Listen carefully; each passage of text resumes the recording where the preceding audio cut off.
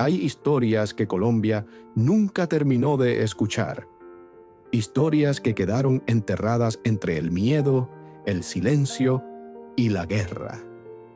Bienvenidos a Entre las Sombras, un espacio donde hablamos con personas que han vivido, investigado o trabajado alrededor del conflicto armado colombiano. Personas que, a través de sus experiencias, nos ayudan a entender las heridas que dejó la guerra, pero también lo que todavía podemos aprender de ella. Hay historias que Colombia nunca terminó de escuchar, historias que quedaron enterradas entre el miedo, el silencio y la guerra. Bienvenidos a Entre las Sombras, un espacio donde hablaremos con personas que han vivido, investigado o trabajado alrededor del conflicto armado colombiano. Personas que, a través de sus experiencias, nos ayudan a entender las heridas que dejó la guerra, pero también lo que todavía podemos aprender de ella.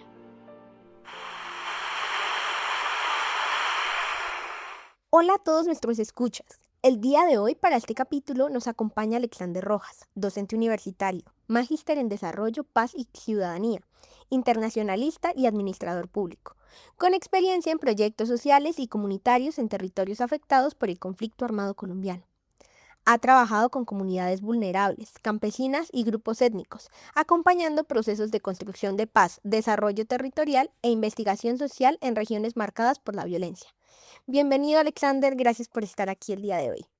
Gracias, Camila, y desde luego gracias a todas las personas que nos van a escuchar en este espacio un tanto ilustrativo y formativo al respecto del conflicto en Colombia. Bueno, Alexander, cuéntanos para comenzar, para alguien joven que tal vez escucha palabras como guerrilla, paramilitares y no entiende de dónde nacen, ¿cómo podríamos explicarle lo que se vivía en las regiones como el Caquetá o el Meta durante los años 80 y 90 y cómo esto ha impactado en la actualidad? Bien importante la pregunta. Lo primero que debemos manifestar tiene que ver fundamentalmente con que los departamentos del sur del país entre los años 80 y 90 pues tuvieron y aún persiste una proliferación en cultivos de uso y gran parte del departamento del Meta y el Caquetá, pues que hubieron la presencia de cultivos de coca e incluso de marihuana en algunas regiones de estos departamentos. En ese mismo sentido, es importante ponerlos en contexto que uno de los primeros grandes laboratorios para el procesamiento de cocaína que destruyó la Policía Nacional en su momento fue uno que quizá lo han oído en esas salas, esas novelas que hay ahora sobre narcotráfico en Colombia, que se denominó Tranquilandia. Fue cerca de 1984 cuando se desarrolla esta operación por parte de la policía y destruye quizá el más importante laboratorio de cocaína que tenía en su momento los carteles del narcotráfico, fundamentalmente el cartel de Medellín. Asimismo, es importante mencionar que en el departamentos como Caquetá y el mismo Meta, antes no existía el departamento del Guaviare, solo a partir de los años 90, después de la Constitución de 91, pero incluso el departamento del Guaviare en su momento han tenido presencia muy activa en la estructura guerrillera de las FARC, que quizá tuvieron, y lo planteo precisamente en esa perspectiva, tuvieron el control casi que absoluto de la totalidad de los municipios y desde luego los departamentos de esta región. Eran ellos quienes imponían pues todas las normas, tanto sociales como económicas y de economías ilícitas en el territorio. Pero también en ese mismo sentido es importante advertir pues la precariedad que aún hoy subsiste en relación con la presencia estatal y la forma como el Estado se establece en estos territorios. En algunas veredas, en algunos municipios, casi que la única autoridad es la ilegalidad. Y eso desde luego dificulta la acción completa del Estado y desde luego la correlación de gobernanza o ciudadanía con ellos. Es también importante manifestarles que la presencia de esmeralderos, fundamentalmente del Magdalena Medio, aquí del sector de Puerto Boyacá, Barranca Bermeja y esa zona, se trasladaron precisamente a departamentos como el Caquetá y el Putumayo con los fines propios pues, de ir adquiriendo tierras baldías, dada la facilidad que poseen estas tierras para el aprovechamiento en ganado de engorde o ganado de levante. levanta, engorde y demás. Y este tipo de actividad, dada la guerra que existía y que aún no existe Miralderos en la región, pues desde luego ellos llevaban sus propias estructuras de defensa o de autodefensa. Y cerca de los años 90, entonces empieza esa disputa propiamente entre esas pequeñas estructuras de autodefensa de los esmeralderos con las estructuras ya muy, muy fuertes de las FARC. Y entonces surgen a mediados de los años 90, finalizando los 80 y empezando los 90, unos grupos que se llamaron carranceros o maceteros, que ese término maceto es muy propio del Magdalena Medio, que eran entonces estructuras fundamentalmente financiados con recursos de esmeraldas o de narcotráfico, que incentivó, motivó, dinamizó completamente la confrontación en este territorio. Y esa carnicería que se desata entre estas dos facciones, pues desde luego, y la más afectada, sin lugar a dudas, es la comunidad. Aquí hay un elemento importante para tener en cuenta entre todos los participantes. Desafortunadamente, nuestra fuerza pública, con una política interna emanada de algunas autoridades nacionales, empieza a tomar partido y entonces posibilita o facilita para que algunas estructuras paramilitares tengan mayor presencia en la zona. Lo que desencadena, sin lugar a dudas, pues son unos hechos de violencia que marcan la historia, un hito muy fuerte, muy contundente en la historia del conflicto colombiano. Y tiene que ver entonces con la masacre de Matipal, que es bien, bien importante, muy fuerte el esfuerzo que hizo la comisión, la JEP y el Centro Nacional de Memoria para tratar de recopilar gran parte de las versiones de las personas que sobrevivieron, en la que relata que cerca de 50 personas fueron asesinadas a la luz pública, con pleno conocimiento, incluso de los inspectores de policía, algunos de ellos también fueron asesinados, y que para la comisión de este tipo de hecho tan execrable, pues desde luego entonces los criminales partieron desde el Urabá antioqueño en un avión fletado para estos ministerios. Es quizá lo que rompe ese hito de la maximización de la violencia y la mayor agresividad en contra de las comunidades, simplemente porque eran tildadas como guerrilleros o por ser colaboradores de la guerrilla, pero en ese sentido, estar en una comunidad rural, alejados, sin comunicación absoluta de nada. En ese momento, desde luego, no existían los celulares siquiera.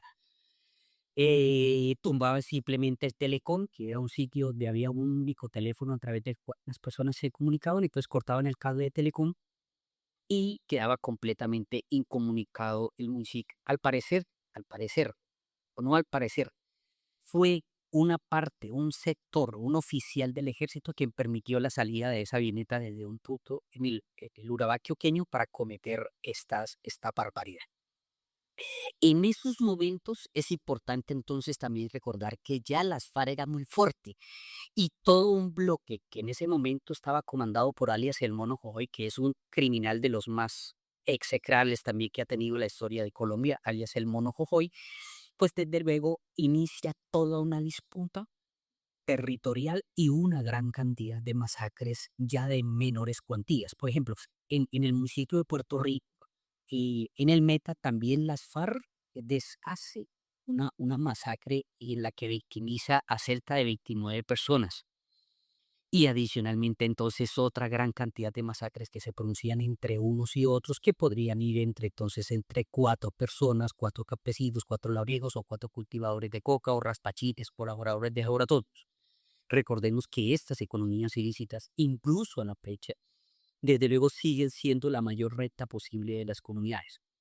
Y entonces les contaba que estos homicidios, modo de masacre, iban entre 4, 3 o 4 personas hasta 10, lo cual desde luego dispara las alertas, pero en ese momento estábamos cegados en la confrontación entre esos actores. Y definitivamente no fue solo estos departamentos, sino fue gran parte del país, incluso Bogotá, los que vivieron este tipo de masacres. Pero en ese mismo sentido, entonces, las FARC arrecia las tomas a los pueblos, las estaciones de policía y los municipios de estos departamentos, lo que sin lugar a dudas incrementa el temor, el desplazamiento y demás. En el fondo, e incluso subsiste hoy, y lo que se disputa son las rentas criminales. Las rentas criminales que proporcionan la droga, hoy, además de la droga, pues desde luego la minería ilegal, la apropiación de las tierras del Estado. Estos territorios son, gran parte de estos territorios eran baldíos del Estado y entonces esa disputa ocasionó gran parte de esta confrontación, el despojo a tierras ya transformadas, es decir, una cosa es una selva que aún no ha sido transformada, no ha sido talada, no ha sido arada. Y, y estas estructuras criminales lo que hacían es llegar al territorio donde ya los campesinos habían talado, habían cortado, se habían pasado gran parte de su vida adecuando estos territorios y lo que hicieron efectivamente fue despojarlos o como se denomina y lo que más conocemos es el desplazamiento forzado. Son realidades del antes y del hoy. Primero, una precaria presencia estatal. Así como antes, hoy puede existir mayor cantidad de personas, podemos tener unas vías pavimentadas, podemos tener comunicación a través de telefonía, pero también hay unos corregimientos, unas veredas en las que definitivamente la presencia institucional pues es muy, muy, muy mala. Segundo, es, eh, existen aún unas complicidades institucionales con este tipo de actores armados ilegales que existían en su momento, llámese FARC o llámese autodefensas, que posteriormente cambiaron desde luego su nombre, llámese autodefensas, y esa coexistencia institucional entre alcaldes o gobernadores y entre inspectores de policía o fuerza pública, pues alentaba el conflicto, alentaba y cada vez entonces los niveles de agresividad, los niveles de violencia con la que se perpetraban estos hechos, pues desde luego eran mucho más fuertes, ¿sí? Hoy, en la actualidad, pues desde luego ha habido una mutación de esas estructuras y sigue existiendo las mismas conflictividades, claro.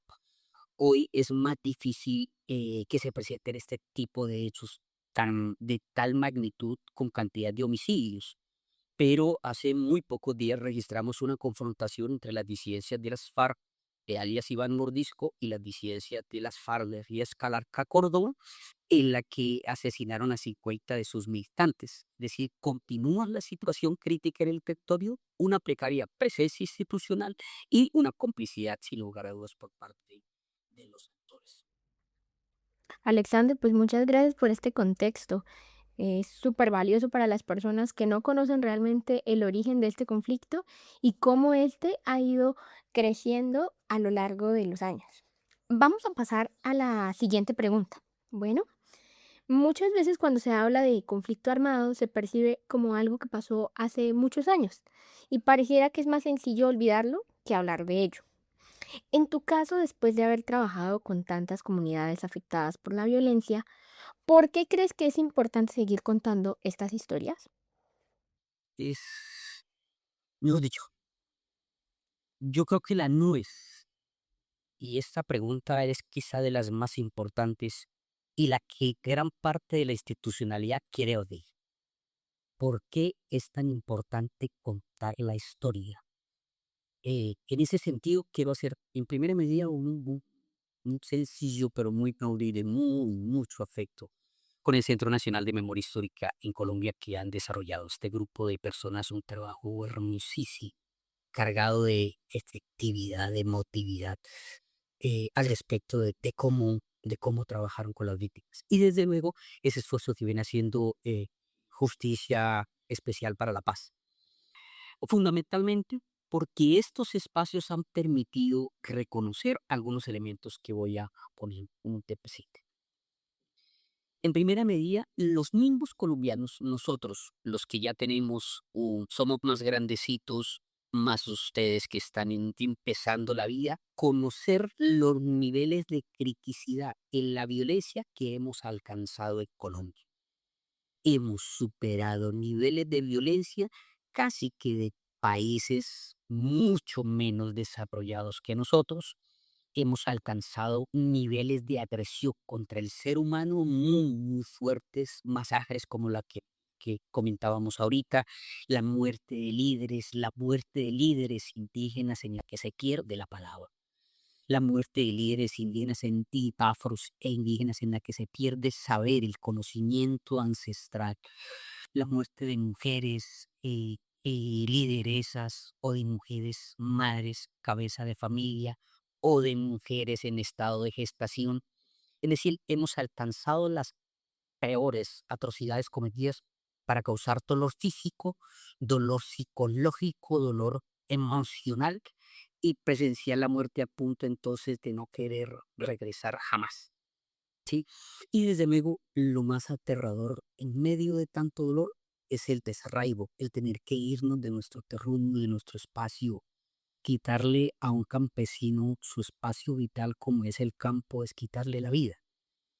En ocasiones, los participantes y tú, Camila, has oído cuando nos montamos en el servicio público, ya no se ve tanto, pero antes sí. Entonces, una persona que decía, mire, yo vengo de tal sitio del país, vengo de Tel Raudal, mm, Los Negros, o vengo de Lejanías, o vengo de Acacías en el Meta, o vengo de San Martín en el Meta, y yo allá tenía una parcelita por la que cultivaba maíz, tenía gallinas, tenía esto, tenía aquello, y hoy aquí en Bogotá simplemente me siento con el dolor de té y limona porque no tengo que hacer.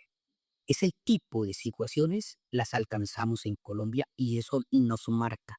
Es decir, en primera medida es para reconocernos los niveles de atrocidad en los que hemos alcanzado y el daño que hemos producido. Un segundo elemento que en todos los espacios me gusta contar tiene que ver con que sepamos la verdad. Y fue el esfuerzo que hizo, que hace la gente y que está así, que hizo el Centro Nacional de Memoria, en que conozcamos esa verdad, quién dio la orden, cuáles fueron los motivos, porque casi siempre tú decías, no, es que a él se lo mataron, o los mataron porque eran guerrillos, o porque eran paracos, o porque eran del uno o eran del otro.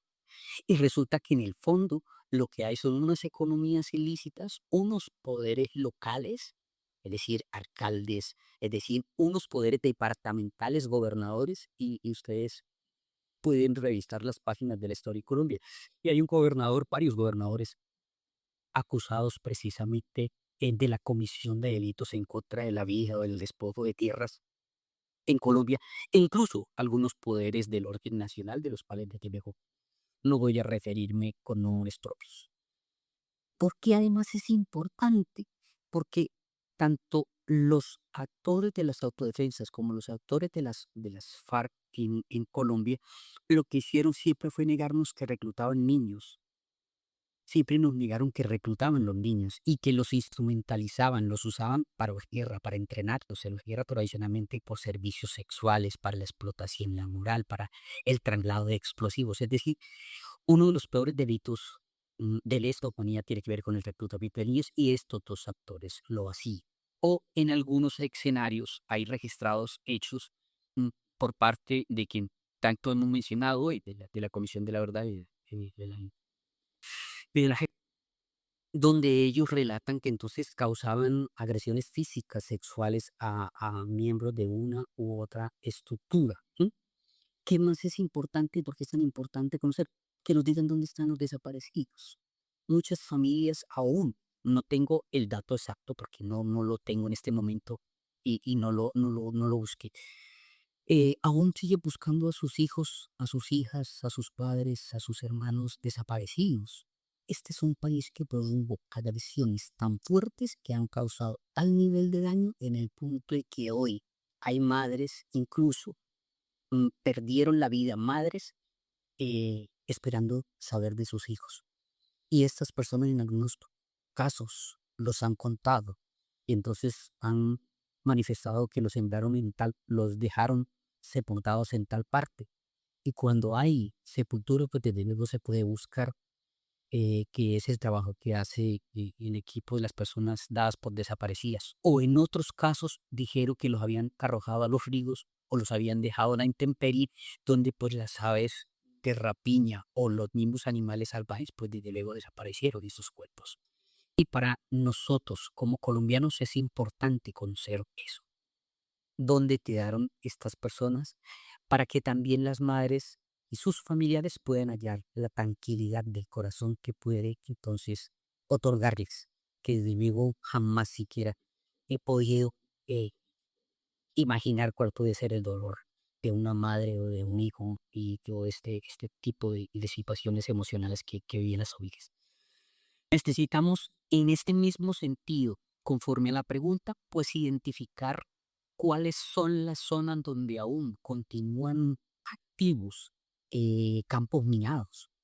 Porque recordemos entonces que estos campos minados los ponían los factores armados ilegales con el propósito de causarle daño a su contendor, pero muchos espacios, incluso hoy, siguen estando activos campos minados, que con el paso de los años entonces o han sido cubiertos y es mucho más difícil para el equipo del batallón este tan espectacular que tiene el MISERIEFES, que es el batallón de desminado humanitario.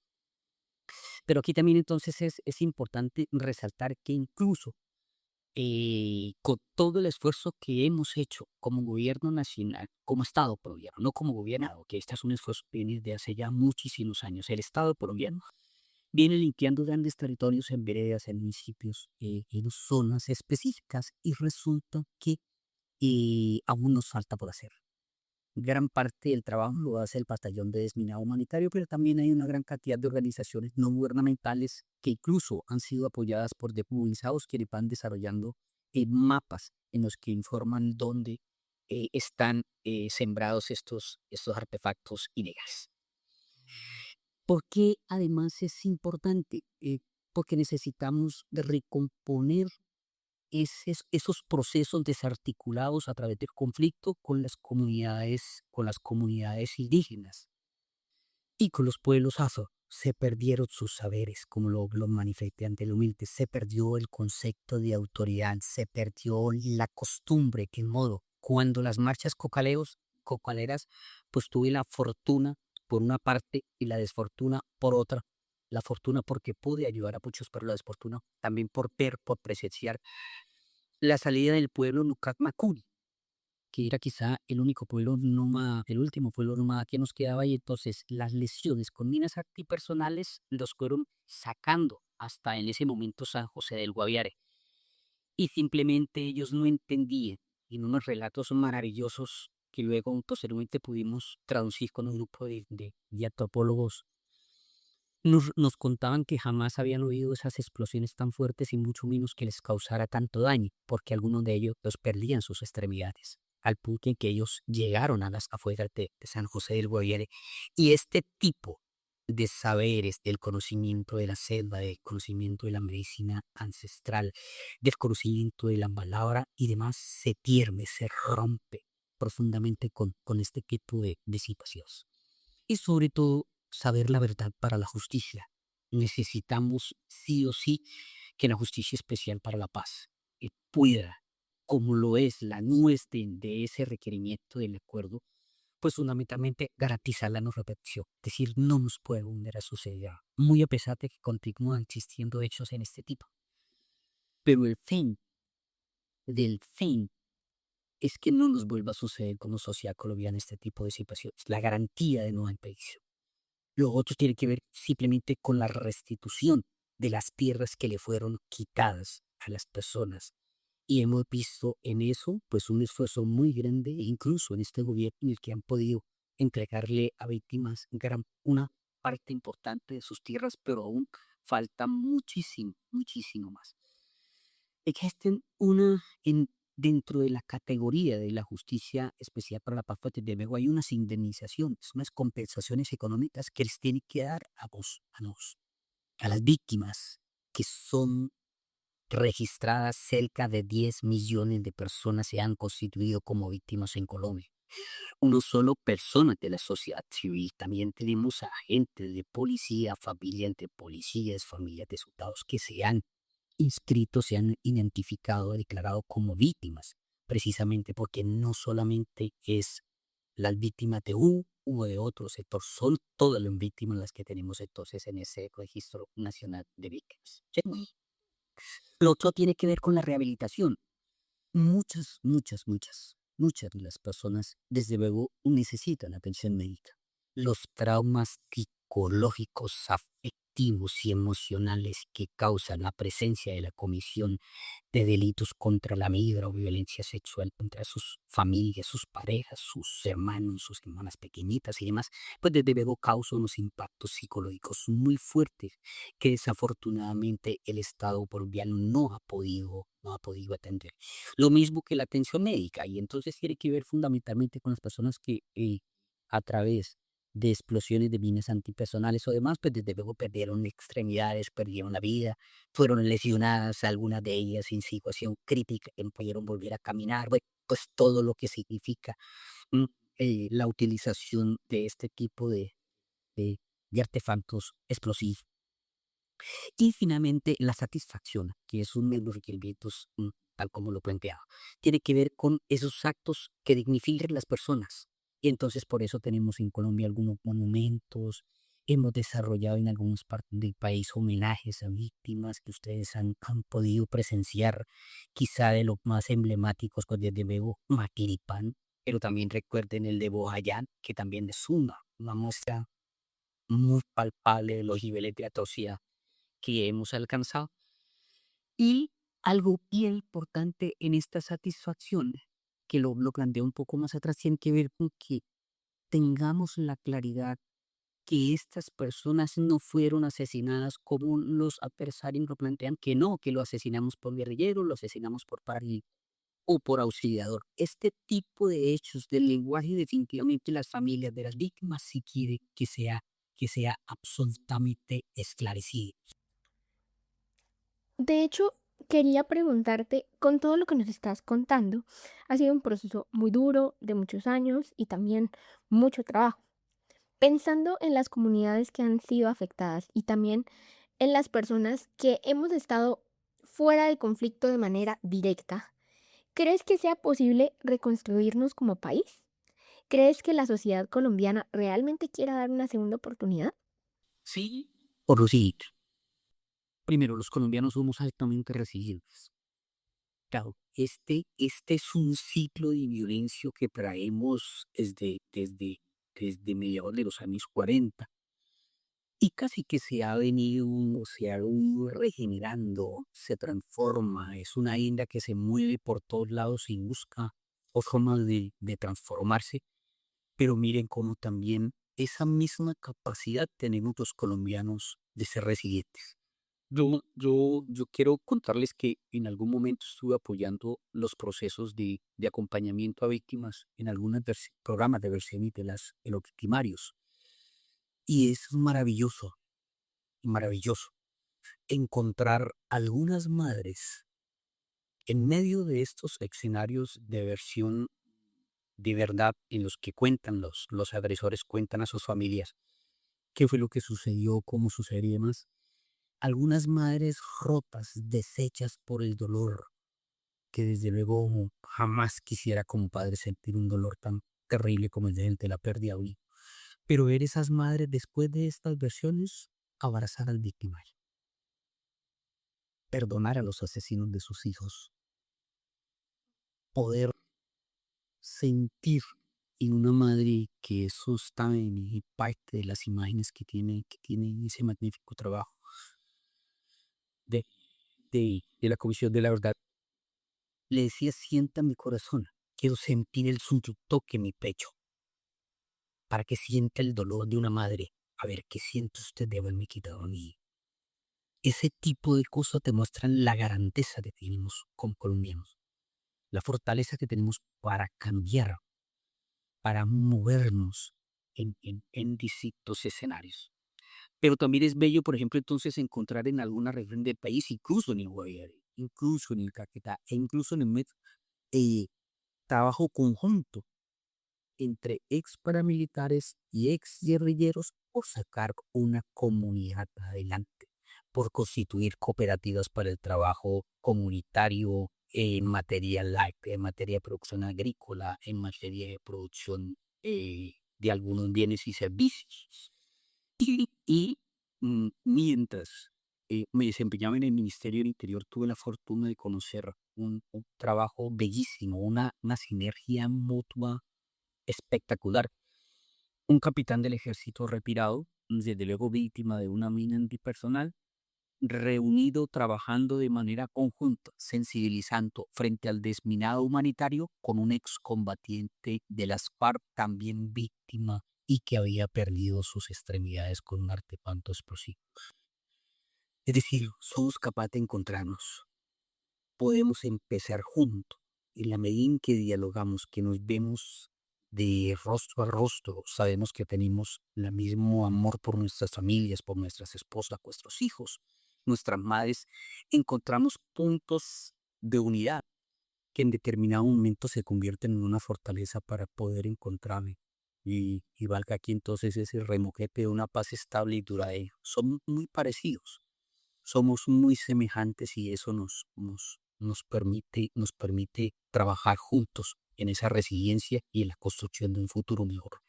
Es importante entonces también tener en cuenta en algunos, incluso ahí en Florencia, una experiencia en la que hay familias conjuntas, familias de unos actores que están regresando a sus tierras, están volviendo a producir en las tierras que les han sido reintegradas, están tratando de rehacer sus vidas, incluso bajas, tensas del dolor, pero continúan produciendo, continúan sembrando, empiezan a tener nuevamente a mejorar las casas casi todas deshechas, caídas, raídas por el tiempo, pero están trabajando de manera conjunta.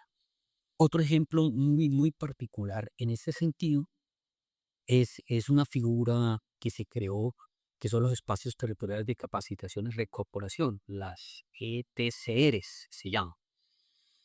Y entonces en el Meta, en el Guaviare, en el Caquetá, en el Cesar, en la Guajira, estos grupos de personas desvinculadas del conflicto, fundamentalmente de las FARC, entonces lo que hacen es empezar a construir redes de trabajo conjunto comunitario y apoyarse con las comunidades.